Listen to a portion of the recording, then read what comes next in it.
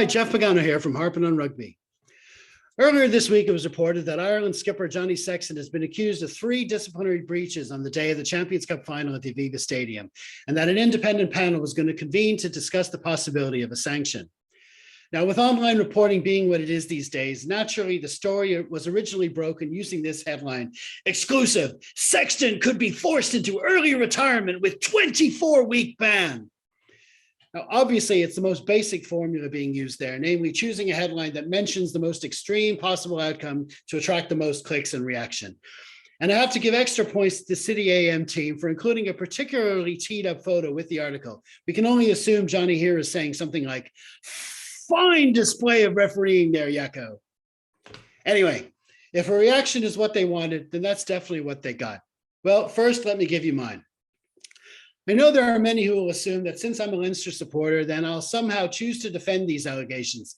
But assuming they're true, and he did say those things at different times, well, I can't defend them.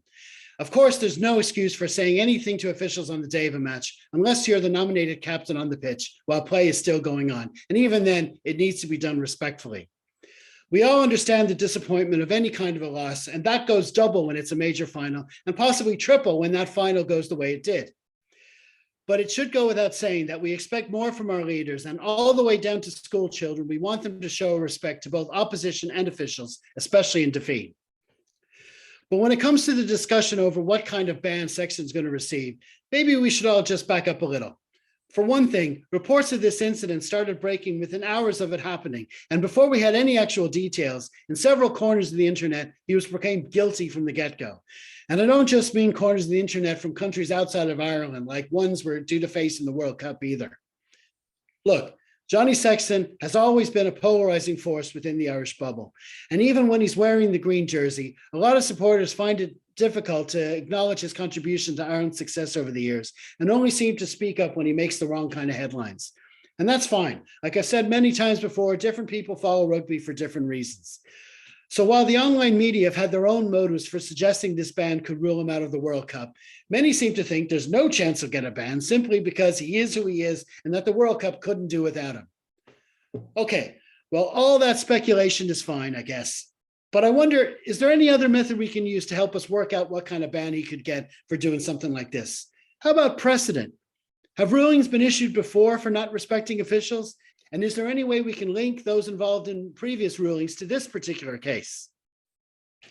On November 23rd, 2022, Rory O'Connor posted an article on the Irish Independent, which had this headline: "Irish rugby should be finding ways to tempt Ronan O'Gara away from England job." Now, why am I bringing that up here? Well, first of all, I have to point out that I don't argue with that sentiment at all. I think Raj has done extremely well as a coach and definitely should be on the RFU's radar, if just a long-term one for now. Only a fool would argue otherwise. But the reason I mentioned that Indo article is that on that very same day, the BBC reported that O'Gara had just received his 4th suspension in a year from French rugby. Now, what were those suspensions for? In November 2021, O'Gara was banned for 2 weeks for showing disrespect to the authority of an official during a match against Toulon. He was then suspended for 2 weeks in April 2022 for indiscipline and challenging the decisions of officials in a game against Racing 92. Then in September 2022, it was 6 weeks for lack of respect and action against an official at Lyon.